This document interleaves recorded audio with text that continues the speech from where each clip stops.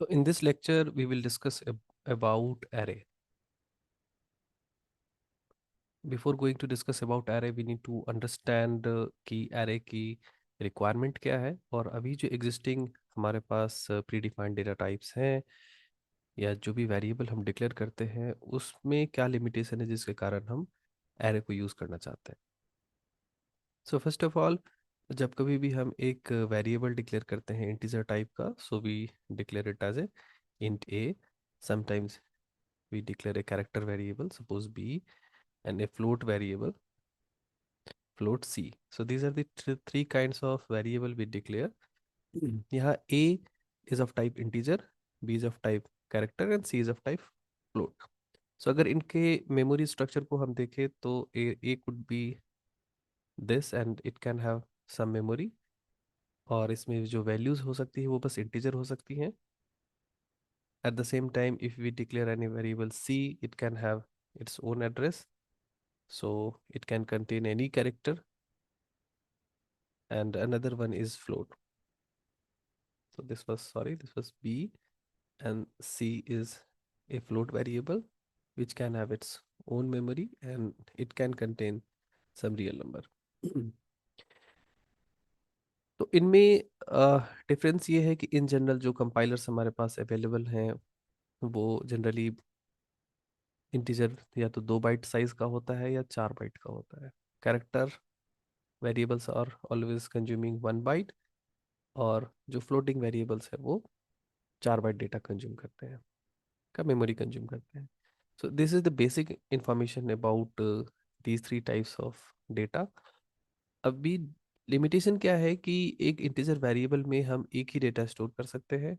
Similarly character variable में भी single data store कर सकते हैं, और एक फ्लोटिंग वेरिएबल में भी हम लोग एक सिंगल डेटा स्टोर कर सकते हैं, like 4.5 here, any character A B C D symbol etcetera in this variable.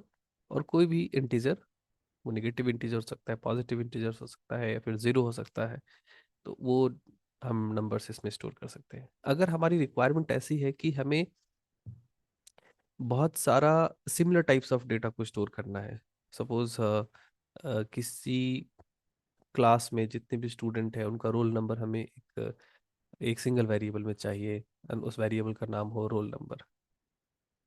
So in case हम अगर रोल नंबर 100 स्टूडेंट का स्टोर करना है तो we can create 100 integer variable having name roll number 1, roll number 2. Similarly, we can store 100. So इस 100 variable हमें declare करने पड़ेंगे, और ये याद रखना is difficult, and operation over this data is also difficult. तो इस चीज को, इस जो कॉम्प्लेक्सिटी है इसको इम्प्रूव करने के लिए, व्हाट इफ हमारे पास एक ऐसा वेरिएबल हो, एक ऐसा टाइप हो जिसके यूज से हम एक ही टाइप के बहुत सारे वैल्यूज को एक सिंगल वेरिएबल नेम के अंदर रख सकते हैं. तो इसलिए हम एरे यूज करते हैं. So just see how we can use array. So like we declare a integer a, we can declare a array which can contain integers. So इसमें बस चेंजेस क्या करना होगा, हम एक I am taking a1 is an array, और just array a, इसमें हमें 10 डेटा रखने हैं या 5 डेटा रखना है, so we can give the size. So this is an variable जो कि this a is different. This a is normal integer variable. It contains one value, but this a can contain multiple values, right? So here we specified कि कितने values रख सकता है, ये 5 values रख सकता है. तो इस तरह से अगर हम देखें, so we can check it as this array a can contain, it has 4 5. So this is first, second, third, four, five. So it can contain 5 values. Suppose मैं इसमें वैल्यूज रखता हूँ 5 6 1 9 2, और इनके मेमोरीज, सिंस ये सारे जो वैल्यूज होंगे इस एरे में, वो हर एक वैल्यू क्या होगा, इंटीजर होगा। ये इंटीजर, इसका टाइप डिफाइंड है। ये साइज बताता है कि ये वेरिएबल एक बार में कितने वैल्यूज रख सकता है, और ईच वैल्यूज किस टाइप का होगा, तो इंटीजर टाइप का होगा। अगर इसी तरह हम एक फ्लोट बी डिक्लेयर करते हैं, is an array, float type का, सो ये भी एक हमारा 1 2 3 4, सो दिस इज ऑल्सो एरे। और इसमें हमारा साइज बी का साइज कितना है, 5, सो 1 2 3 4 5।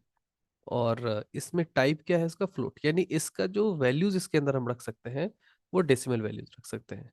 2.9, 9.1, 6.2, 3.6, लाइकवाइज, राइट। सो ये डिफरेंस है हमारा एक नॉर्मल वेरिएबल और एक एरे में। एरे के तीन प्रॉपर्टी होंगे, उसका नाम होगा, उसका साइज होगा और उसका टाइप होगा, सो दैट यू नो। अभी जिस तरह हम मेमोरी देखते थे किसी भी वेरिएबल का, उसी तरह इसमें भी मेमोरी देखेंगे। बट बिफोर गोइंग देयर, मैं एक कैरेक्टर एरे भी क्रिएट करता हूँ। Suppose C is a character array and it has size 5। So C कैसा होगा, ऐसा होगा, right. So this is C, and इसमें हम एक कैरेक्टर रख सकते हैं, like C, capital A, X, P, anything. So these characters can stay here।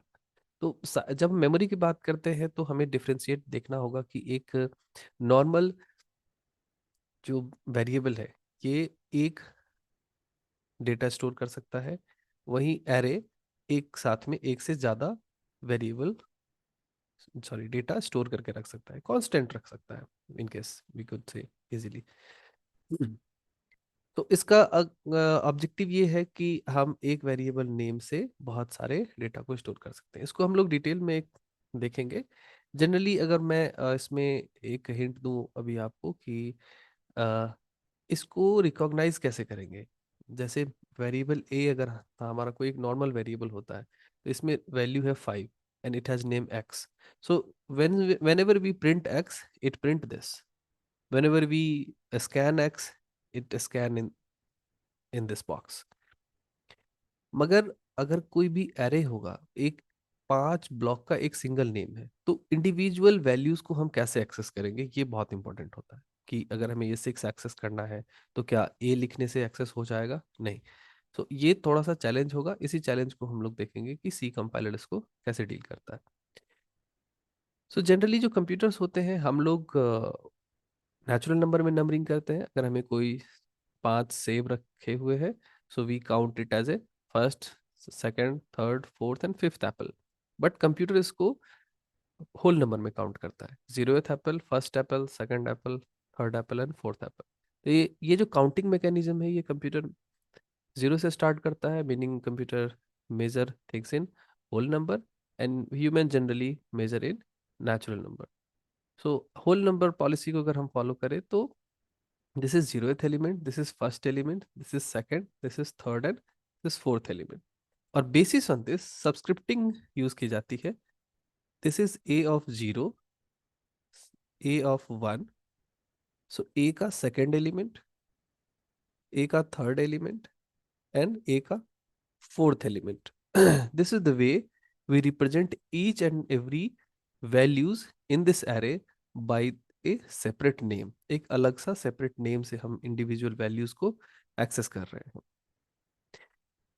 So अगर कभी भी कोई ये बोलता है कि what is one, how we could access one, so you can easily say that a of 2, by using a of 2 we can access 1.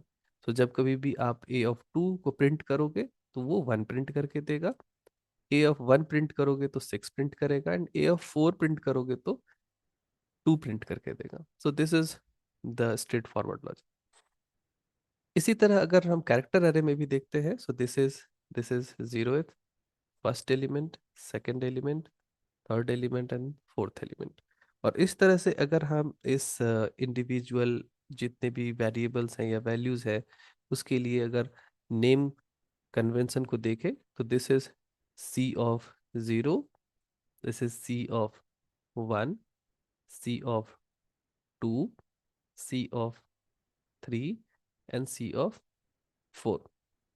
तो this is the way हम एक एरे को देखते हैं, और एरे के एलिमेंट्स को इस तरह से हम नेम कर सकते हैं। और इसके एक्सेस और मेमोरी यूजेस को फिर हम आगे देखेंगे कि उसको कैसे समझा जा सकता है। Thank you.